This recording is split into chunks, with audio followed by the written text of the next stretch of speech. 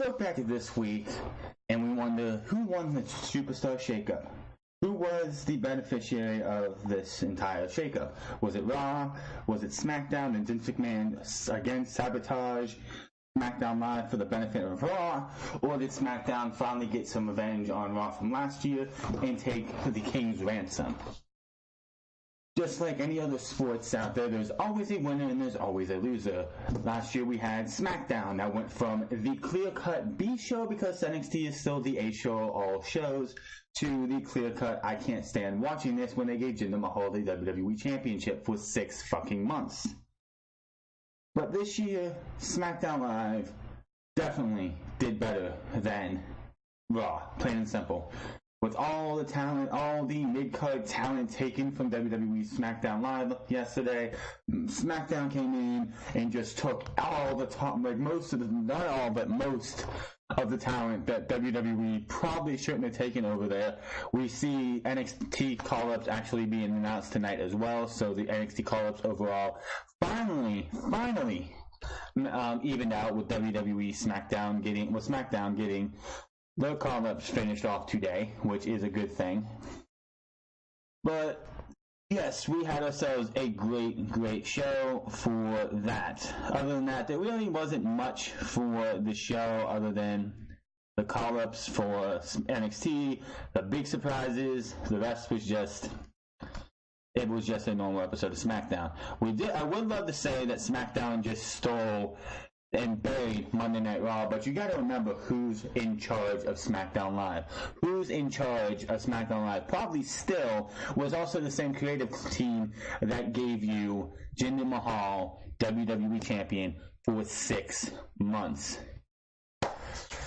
Well, we have a good bit to get into. My name is DeFrance. I am here for a Superstar Shakeup SmackDown Live edition review and results show. We had 2 hours of action.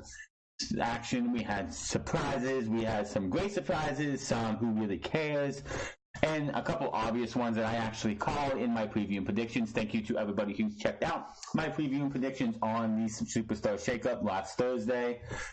Make sure to also check out last night's Superstar Shakeup results show for Raw, which was an okay show with some surprises, but not really many that's going to really make much of an impact. What SmackDown got tonight, if we have a good booking like good bookers, a good creative team behind them, should make SmackDown Live compete with NXT, in my opinion. But you gotta remember, you didn't know, is running SmackDown Live, and this motherfucker can't book a show for anything. Of course, SmackDown started off with AJ Styles making his thoughts about what happened last week with Shinsuke Nakamura at WrestleMania and 2 nights later on SmackDown Live. And he gets interrupted by everybody's favorite Bulgarian, which Rusev has also, side note, been added back into the casket match with The Undertaker instead of Chris Jericho. Why? I don't know. Who knows what the fuck WWE is doing with that, but moving on, AJ Styles, and then we get a match between these two, which doesn't last very long. A lot about a man through his failures, and if that's the case, I think we found out everything we need to know about Shinsuke Nakamura.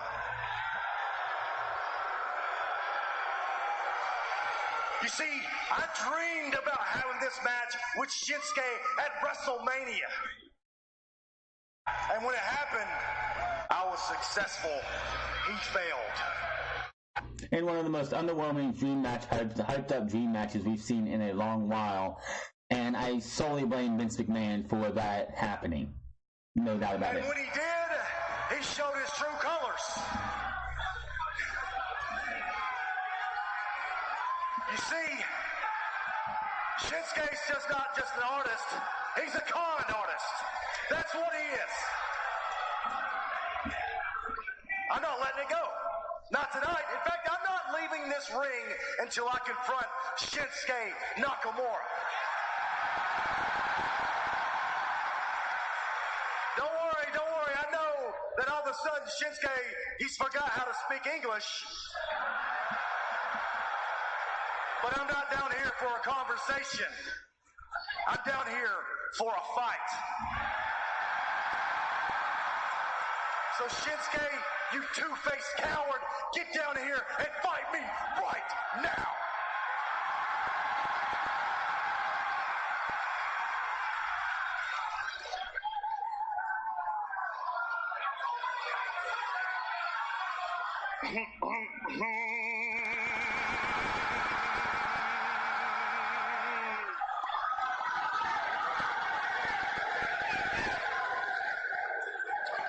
I know.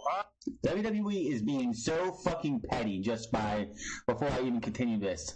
They come out and immediately you hear Rusev Day chants, but obviously Vince McMahon doesn't want the fans who just watch YouTube because believe me, not everybody watches SmackDown. A lot of people watch the video clips on YouTube, and that's where they get their WWE fix until the casual. Those are the casual fans, the ones who come to pay-per-views and stuff. Then Vince McMahon and WWE and Kevin Dunn want to erase the Rusev Day chant, so when somebody who doesn't watch the show watches it on the YouTube page, they're like, what's everyone's big deal about Rusev? He's not getting cheered. I don't hear Rusev Day. What are you guys talking about?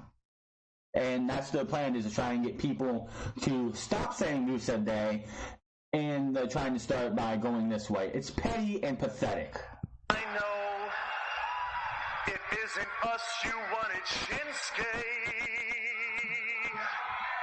so that you could make him pay.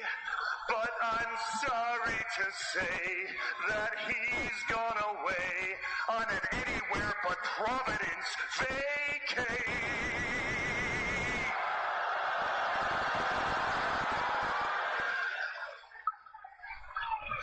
But if you want to fight, AJ, you can be this lion's prey. Since we're here today, let me take a little survey. Ladies and gentlemen, what day is today? Rusev Day! And he asked that, and Providence, wherever the hell they're at in Providence, it just goes completely Rusev Day. And yet Vince McMahon will not let this guy be pushed for anything. Are you kidding me?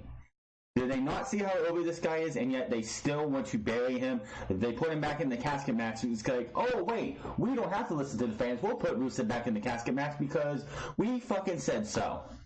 I hope Rusev leaves WWE in the near future, because this guy deserves better than what he's getting at this time, because it's fucking pathetic.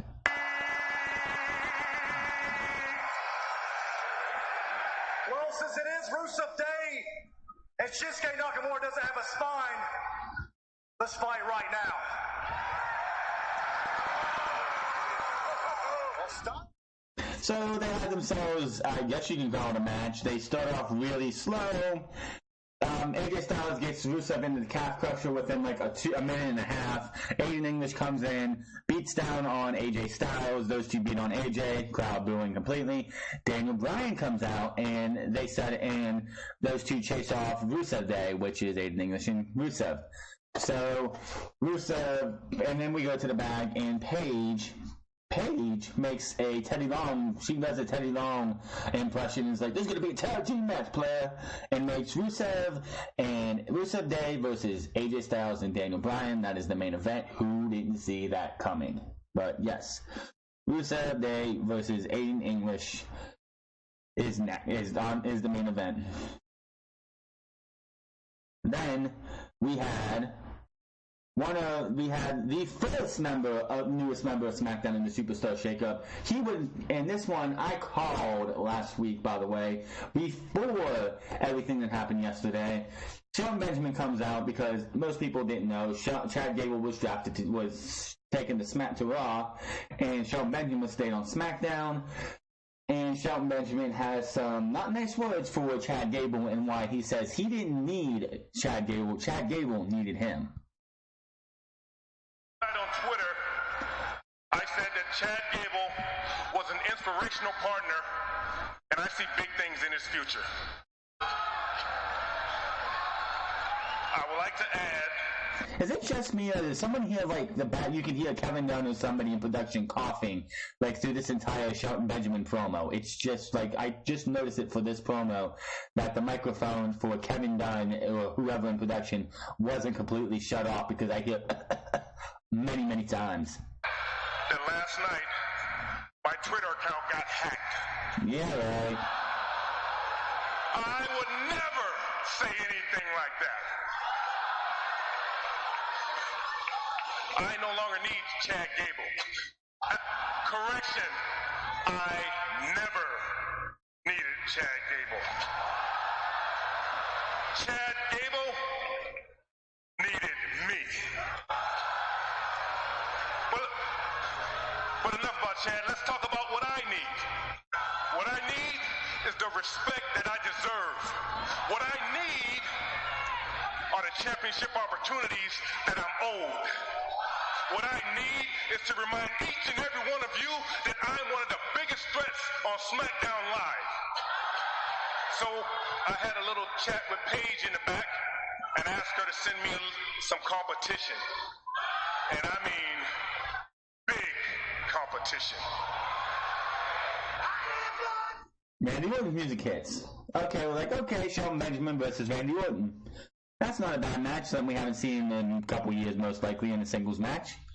Randy gets about halfway down the aisle, and his music actually stops. Get it to that in a second.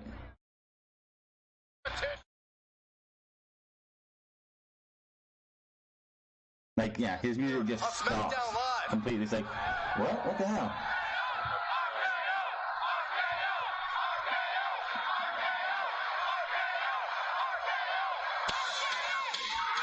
He stopped because Jeff Hardy is on SmackDown Live. And I saw this coming.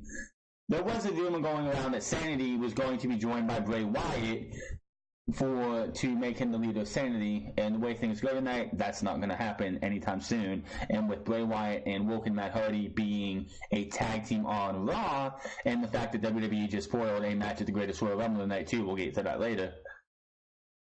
There was no reason to keep Jeff Hardy on Raw to keep him and his brother in the vicinity of each other, so Vince McMahon doesn't have to feel obligated to have the Hardys team up, and he can actually push Jeff as a single star like he wants to. So it was Jeff Hardy versus Shelton Benjamin. Benjamin had a lot of control from the beginning of this match. He actually worked on Jeff Hardy's leg and made that a part of the match that made Jeff Hardy like a weakness on the knee. They fight during the break, but Jeff's knee is compromised. He fights back somewhat during the break. They come back, and Shelton still has control until Jeff with the running clothesline. Jeff with some clotheslines, then an inverted atomic drop, then leg drop. Then a drop kick to Shelton Benjamin for the 2. Elbow to Benjamin in the corner. Jeff goes up, but Benjamin pushes him into the turnbuckle. The whisper in the wind, Jeff Hardy used to be able to do quick witted, like, step 1, 2, and up. Now he has to take because of his age and the punishment he's put on his body. He has to go up there one step at a time, and it doesn't look as good anymore, because back, of course, when he was younger, all he'd have to do was jump, step, and then do whisper in the wind. And now it's an easy countable move. So I think it's something Jeff should take out of his repertoire, because it just doesn't look as good. And you always know, as he's trying to go up, unless, of course, it's a tag team match, that he's most likely going to get shoved down. And it's just something he should take out of his repertoire. The elbow turnbuckle, running step up knee to Hardy by Benjamin, rocking Hardy. Benjamin goes for the suplex off the top rope, but Hardy fights him off. Hardy drops Benjamin on the top rope. Then a whisper in the wind for a 2 count. Twist of Fate gets blocked into a spin kick by Benjamin for a 2 count. Paydirt gets blocked into an inverted mule kick. Twist of Fate to Benjamin then a swanton for the 3, and winner is Jeff Hardy. Now, with Randy Orton being the number 1 contender at Backlash for the title against Jeff Hardy, I know they're probably holding off till the Greatest Royal Rumble. And the thing about the Greatest Royal Rumble is both titles can still switch hands, because Jinder Mahal faces Jeff Hardy for the title, and Seth Rollins faces Miz, Samoa Joe, Finn Balor in a ladder match for the Intercontinental title. So both these titles can both end on the different brands, just different ways, which I hope the hell not. Jinder Mahal should be nowhere near a title ever again. Miz has a promo on Daniel Bryan, being pretty much saying he's not here tonight. He's at home with his wife and his daughter, which he pretty much makes a pledge for next week. Directs a tweet at me and says, "How long have I waited to hashtag punch his face?" Providence, Rhode Island. Tonight, would you like to see Daniel Bryan punch me in the face? Well, too bad. Because I'm not in Providence. I'm in LA with my family. My beautiful wife, Maurice. My beautiful daughter, Monroe Sky. What? Did you think I was going to come to the Superstar Shakeup with all the other superstars? I'm the A-lister. I deserve my own spotlight. That's why next week it will be the premiere of The Miz on Smackdown Live. And Daniel Bryan, if you ever, and I mean ever, troll me on Twitter, I will kick your ass. Language. Please. You catch my drift. That baby is what, 2-3 weeks old? That baby's not, if you can say any curse word right now, and that baby's not going to remember anything. It's only 2-3 weeks old. Come on, Maurice. So next week is the re-premiere of Miz on SmackDown Live. So let's see what happens between him and Daniel Bryan next week. So looking forward to that. Jey Uso versus Harper up next. Oh, buddy, this one was interesting. So I guess when they're in a tag team, it's Harper and Rowan, but when they're actually fighting singles, it's Luke Harper and Eric Rowan. Make up your mind, WWE. But of course, they did make Apollo Crews again, so maybe it's Luke Harper and Eric Rowan again. I don't know. WWE just makes up stuff on the fly and changes what they want when they can. Harper all over Jay from the start. Rowan tries to get involved, but Jimmy pulls him away. Harper with the discus clothesline for the pin. Jimmy eats the big boot after the match. Harper and Rowan grab Jay and shove him against the ring apron. They grab hammers, and Naomi comes down after they beat the hell out of Jimmy. Jimmy's off disposed. Jimmy's sitting they dispose Jay. Jimmy's sitting on in front of the steel steps. They grab their hammers, and Naomi comes down to save her husband. So, begging them off, Rowan looks like he's about ready to go, but Harper just puts his hand in front of him. It's like, not right now. We're not going to deal with this right now because, all that good stuff. So, I don't know, because they do have this tag team match in Saudi Arabia. I don't know where this is going to go from there. If Naomi's going to get more involved, will Naomi have a factor into...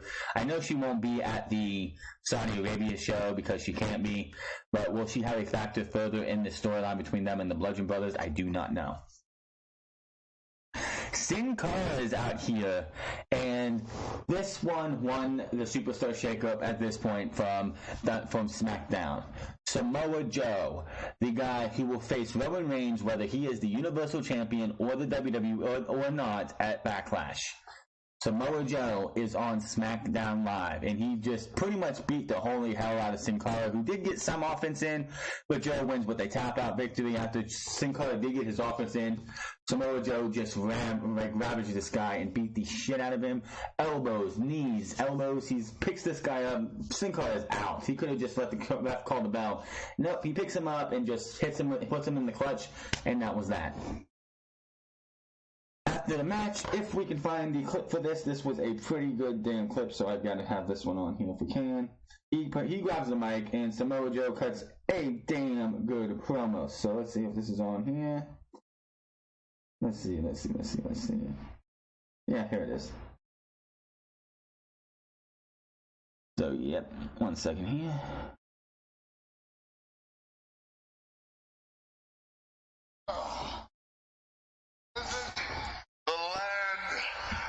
Opportunity.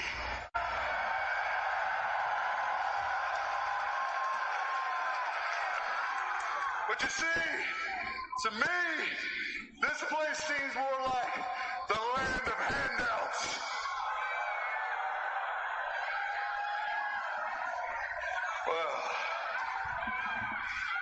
changes. I'm here now, and I get all the opportunities. I will have the opportunity to put to sleep your beloved Daniel Bryan. Take my money. I will be the man that defangs the Viper, Randy Orton. Take my money.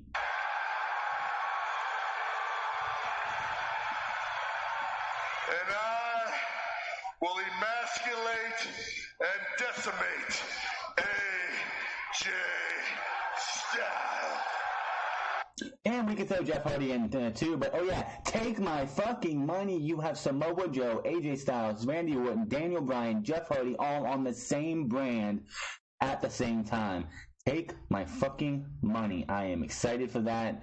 Of course, I expect SmackDown management to fuck up these bookings if they were ever to happen, but take my money.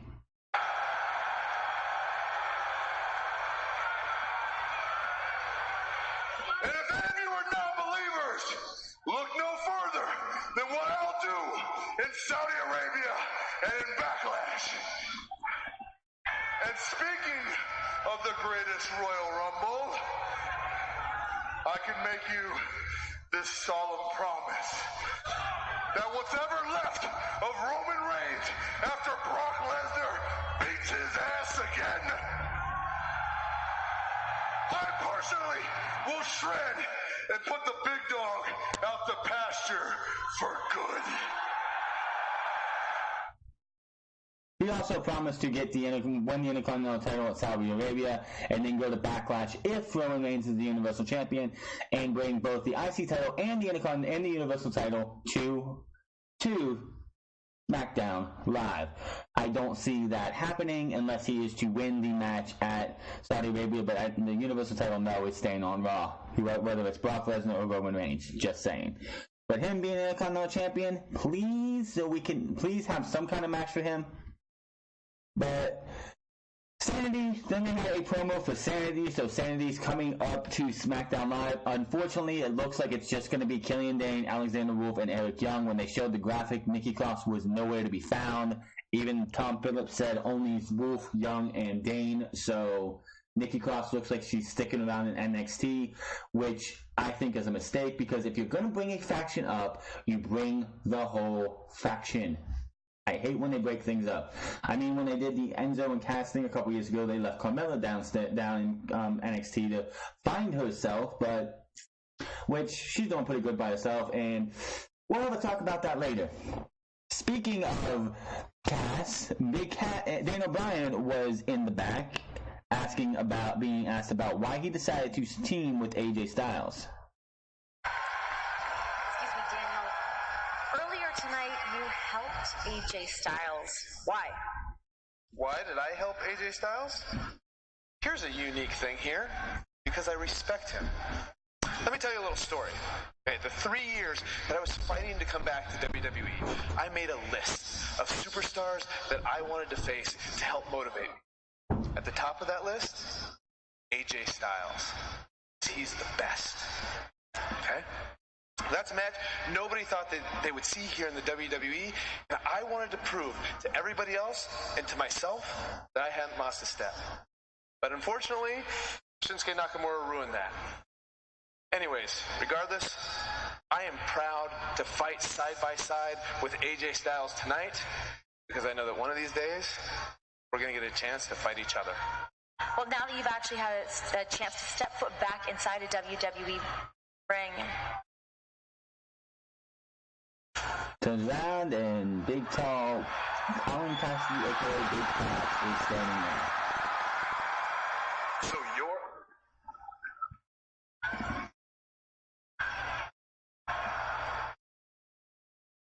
So you're what all the fuss is about? Little man. That would not be the last time we see Big Cass on this night. Before we get any further, man, things are going to get really awkward for Carmella and Colin Cassidy, Big Cass, because those two broke up about 6 months ago, so going to be really weird for those two probably to work on the same brand because both of them are on the same brand. Then we had and I thought the Best of Both Worlds cringe commercial they had was the most cringiest thing this week for WWE. I was totally wrong, because we had the celebration for Carmella's Women's Championship win from last week, and I'm not even going to play the clip because I don't want to have anybody else suffer if you haven't heard it yet. It was by far one of the most awful things I've seen on WWE TV. Plain and simple. Carmella comes out, she gloats about winning the championship, shows a revisionist history of how she won the Money in the Bank, how she won the Women's Championship last week, and just a bunch of video clips in between. Of course, she didn't show the video clip of James Ellsworth helping her win the Money in the Bank briefcase at Money in the Bank, because WWE wants you to forget about that. Charlotte comes out and actually says the only reason she had this briefcase is because of that no neck chisel neck freak or whatever, making a small little jab at James Ellsworth without even naming him. And then of course the Iconics making their debut last week. So, also not being in that video package. She gets close to the ring. Out come the Iconics. They talk trash about her. Peyton Royce taunts her again by trying to imitate her. Okay stuff. I hope they stop with that shit, because it was just, this entire segment was just cringe as can be. I just wanted to turn off my system and not watch another second of it. But I want to do this for a living right now, so I gotta watch. Then, of course, she jumps down from the ring, goes and attacks Peyton Royce and Billie Kay. Out comes Becky Lynch. And I'm thinking, okay, we're going to get Lynch and Charlotte versus the Iconics. Wrong. It was Billie Kay versus Charlotte in a one-on-one match. Wow. Not a tag team match? Not a 6-woman tag match? No. We're probably going to get that next week, by the way. Charlotte wins, even though Billie Kay got a ton of offense in this match, actually made herself look like she could hang with Charlotte, which is good for the Iconics. It doesn't make Billie Kay look weak, like she was inferior to Charlotte. She can hang with her, but she's not there yet. How you should make Peyton Royce or Billie Kay look when they're going up against the top talent in Charlotte, in Lynch when Lynch is actually used, and the woman who came out to help them, because after Charlotte wins, out Carmella, who was over by commentary, comes in and attacks her from behind with the belt. It was a 3-on-2 beatdown until the Empress of Tomorrow. And I called this one, and this one was so obvious since she didn't show up on Raw last week and she wasn't on Raw yesterday. Asuka has joined SmackDown Live. And I guarantee you next week it'll be Asuka, Charlotte, and Becky Lynch versus the Iconics and Carmella in a 6-woman tag match. Count on it. Let's see here. Anderson Gallows added to SmackDown Live. The Bar, and this one does kind of piss me off a little bit. You have The Bar cut a promo in the back, and they show little graphics of who they beaten, and they break, then the glass breaks, like the picture breaks like it's glass. The New Day, they broke the Shield, they broke this team, they broke the Hardys, and it was like, so they're on SmackDown, so why are they having a tag team title match at Saudi Arabia against Hardy and the Wyatts? I hate 100% predictability, but this is just ridiculous. Are you kidding me with this? Are you kidding me? I don't understand why you had to bring the Bar to SmackDown Live when you know they have a match at the Greatest Royal Rumble. Needless to say, you have the New Day, you have the Usos, you have the Bar, you have Anderson Gallows. No Revival tonight unless they got put on a YouTube video. So, no Revival tonight either, which was surprising. I thought they would be added to SmackDown Live after getting beat last night. But I guess since, everything had to be done that way, we're not going to see them be put on SmackDown Live. Then we had R-Truth is on SmackDown too, thinking he's still on Monday Night Raw. Him and the New Day have a little backstage fun, and then Ty Dillinger comes in. It looks like these two hate each other or something, and then they have a nice little their own secret handshake. And R-Truth is like, "It's great that we're all on Monday Night Raw," and it's like, not this stupid shit. Then the biggest of the NXT call-ups for SmackDown, we had the Iconics. We have Sanity of Alexander Wolf, Killian Dane, and Eric Young without Nikki Cross, which I think is a shame. Andrade, Cien Almas, and Zelina Vega are coming to SmackDown Live. Sweet as can be. They were not there tonight. They did do a video from the Performance Center. Zelina Vega introduced Andrade Cien Almas. He talked a little bit in Spanish, and that was that. AJ Styles and Daniel Bryan versus Rusev Day. This was a pretty good match back and forth. AJ Styles took a lot of the heat. Daniel Bryan tags in for the hot tag. Looks like everything's going his way. He hits the running knee on Rusev. All of a sudden, Shinsuke Nakamura comes out of the crowd and low blows AJ Styles. This guy has a thing for AJ Styles. AJ Styles is balls or something. And it just has a little, like, he distracts Daniel Bryan, who comes over to see what the hell's going on. He backs off. Daniel Bryan turns around, and Big Cass is standing in the ring, boots Daniel Bryan in the face as he poses in the ring and his music plays. Shinsuke Nakamura is back by the aisle, and Renee Young asks him, another heinous attack, what is going on? Why are you doing this? And he just says, no speaking English. Smiles and walks away. So the Shinsuke Nakamura heel turn it's good, but no more low blows. I think that's just ridiculous to have him continuously low blowing AJ Styles. It's time to move on to more dastardly things than just low blows. So that was SmackDown Live, and SmackDown ends up with The Miz, Jeff Hardy, Absolution was added to SmackDown Live as well, because, you can't break up Absolution, who still have Paige's music, so why don't we just bring Absolution to SmackDown Live? They're gonna be with Paige and get all the handouts that they can. Who cares? Samoa Joe, Sanity, Big Cass, Asuka, Anderson and Gallows, The Bar, R-Truth, and Andrade Cien Almas. Now, recapping the week, who did Raw get?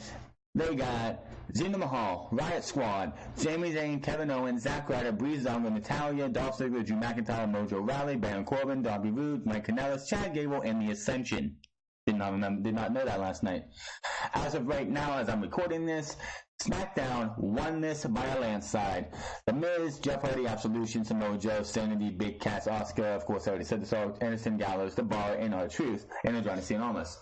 When it comes to this, we have Jeff Hardy, who can go up against Daniel Bryan, AJ Styles, which this would be great to see AJ Styles versus Jeff Hardy, because Jeff Hardy's first big TV match back on not national TV, but TV itself, was a X Division Championship match in Impact Wrestling, or TNA at the time, against one AJ Styles, which was interrupted by Kid Cash and the man known as what's his name from New Japan, Vance Archer. Yeah, those two. So those two would be great. Jeff Hardy versus Randy Orton. Last time I think those two had a singles match, which we're going to hopefully see at Backlash. The last time I think those two had a singles match is when Jeff Hardy faced him for the WWE Championship, and you had that sick RKO out of nowhere that was a twist of fate into a RKO, which is one of the top. If you go to the top 10 RKOs, is out of nowhere. It's one of those 10. Absolution's going to do absolutely nothing. They did nothing on Monday Night Raw. They need to get new theme music. I don't care what show they're on. Raw, SmackDown, NXT, 205 Live, it doesn't matter. They need their own theme music. They are not managed by Paige. Sanity, I don't know if they're going to be here. They just said SmackDown. So because I heard that they are still being used at the recent set of tapings. I don't know what they're doing, who they're going to be involved with. Honestly, I thought Sanity should stay down and put War Machine over and give War Machine that big push that War Machine could use to set them up, because we didn't get War Machine versus AOP, which I'm kind of upset about, because I would have loved to see War Machine versus War Raiders versus the Authors of Pain, sending the Authors of Pain up top, but we didn't get that. Big Cass does nothing for me. He did nothing for me when NXT. He did nothing for me before or after him and Dumbass broke up. Asuka, She's going to probably end up winning the women's championship. I don't understand why Charlotte's still on SmackDown. They want to build towards a Charlotte versus Ronda Rousey match. The only way I can see them doing that now is having Ronda Rousey win the women's championship between now and the Royal Rumble, and then having Charlotte win the Royal Rumble, go to WrestleMania to take on Ronda Rousey for the Raw Women's Championship. That's the only way I see them building this now, because they left Charlotte on SmackDown Live. Anderson and Gallows, I hope, because they're around AJ Styles now, we can have the old club. I know Balor Club was a thing for a few weeks, but they kind of left Finn Balor over on Raw, so that's kind of done and over with. So Anderson and Gallows, unless they turn heel on AJ Styles, which I can see them doing. The Bar, Usos versus the Bar, again, please, thank you. R-Truth is going to do nothing, and Andrade Cien Almas, I could see being the United States champion by facing off against Jeff Hardy or Randy Orton in due time. WWE champion, maybe if they give him a chance, but Jeff Hardy is going to have a lot of great competitors to go up against with the U.S. Championship. AJ Styles has some great competitors to go up against with the WWE Championship. Asuka should probably be the one to take the title off of Carmella, keep the title off of Charlotte, as she will go to Raw probably next year by winning the Women's Royal Rumble. I'm calling it now. People are talking about maybe Ronda Rousey wins the title, wins the Royal Rumble, and goes and faces Charlotte for the women's title. Now, I can see Ronda Rousey winning she doesn't have to win the title before the Royal Rumble. I can see her winning the Women's Elimination Chamber for the Raw Women's Championship. I honestly can. If that's what they do. I hope they don't do the 2 Elimination Chambers and neither one of them have a title on the line. I think that would just be stupid. So if the Raw Women's Championship ends up in the Elimination Chamber next year, again, Ronda Rousey goes in and she wins the championship. That would be the perfect thing because it's in a cage. She's used to being in cages from fights.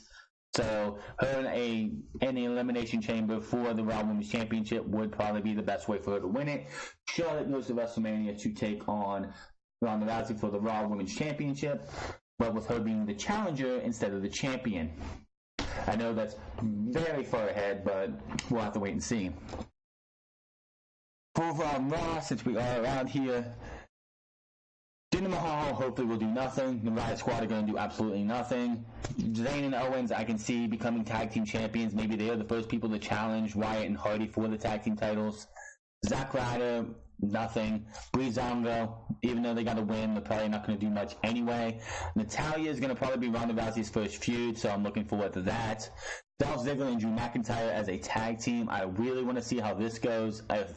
It's fine for now. I don't want to ever see the 3MB. We're going to get a 3MB reunion tease, I hope, where Drew McIntyre destroys Jinder Mahal and he destroys Heath Slater and just says, I don't need you two. You guys held me down. Fuck you both. I'm moving out of here. Let's see here. Mojo Rawley is going to be useless. Baron Corbin, I can see something being done with him. Maybe challenging for the Intercontinental title. Bobby Roode, same thing. Maybe eventually he turns heel and sometime down the road gets a Universal Championship match. I doubt it because basically it's going to come down to who's Roman Reigns going to run through after Samoa Joe's match, his match with Samoa Joe at Backlash. Owens and Zayn, Zack Ryder, no. Dolph Ziggler, Drew McIntyre, Baron Corbin, Bobby Roode, and that's it. Chad Gable and Mike Kanellis are probably going to do nothing, and the Ascension are just garbage anyway, so who cares?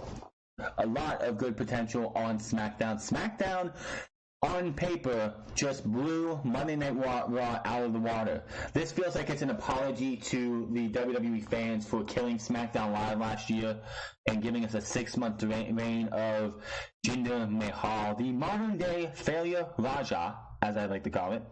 The modern-day failure Raja is going to Raw. He lost the U.S. title. He gets his rematch. And the way things are right now at the Greatest Royal Rumble, the only match that has not been set is AJ Styles' title defense, because all 7 titles but the women's are going to be on the line.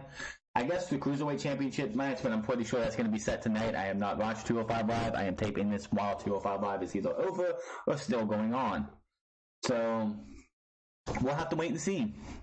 Maybe there's other shakeups that happen while I'm recording this. I have no idea. That doesn't look like there is. I mean, by this time I was recording yesterday, there were shakeups still going on. So we will have to wait and see these. I wish they would say, well, the main shakeup's over, but until next Monday, the rosters aren't final. So, like, over the weekend, they'll be like, breaking news. This person's going to Raw, or this person's going to SmackDown, and we still get a little bit more shakeup, because I still feel like Charlotte should be on Raw. If you want to eventually build to a Ronda Rousey match, why you kept Charlotte on SmackDown is beyond me. So let's see what happens. It should be great. Can't wait to see what happens from here on out with a lot of WWE superstars going from each show to the other. So, WWE SmackDown, on paper, buried Monday Night Raw 100%. And you thought WWE Raw was bad before, it just got a lot worse. Yes, McIntyre, Bobby Roode, Dolph Ziggler, hopefully. Chad Gable, maybe. Hopefully we'll have some kind of success, but guarantee you, because Jason Jordan's still technically on Raw, if they don't see Chad Gable working out by SummerSlam, I guarantee you American Alpha will be back together. Guarantee it. American Alpha will be back together. Unless, and this would be great, Chad Gable and Jason Jordan have a feud when Jason Jordan comes back. Because remember, at when they did the Survivor Series beatdowns, when SmackDown came over first and attacked Raw, Chad Gable went straight for Jason Jordan and started wailing on him until everything else broke down. But that is your SmackDown SuperStar Shakeup review. SmackDown Live wins this year. Let me know if you agree down below. Make sure to hit that subscribe button, hit that thumbs up. Make sure if you want to hit that thumbs down, you don't like what you hear, hit that thumbs down as well. Whichever, it doesn't matter to me. If you like it, if you don't, that's up to you. Make sure to find me on Twitter at The Frauds. Find me on twitch.tv/TheFrauds08, where I'm on stream every single day, unless otherwise can't be. Until then, I will be back here tomorrow for NXT, and then Unscripted on Saturday. Until then, you guys have a good afternoon, evening, or night, and I will see you guys tomorrow.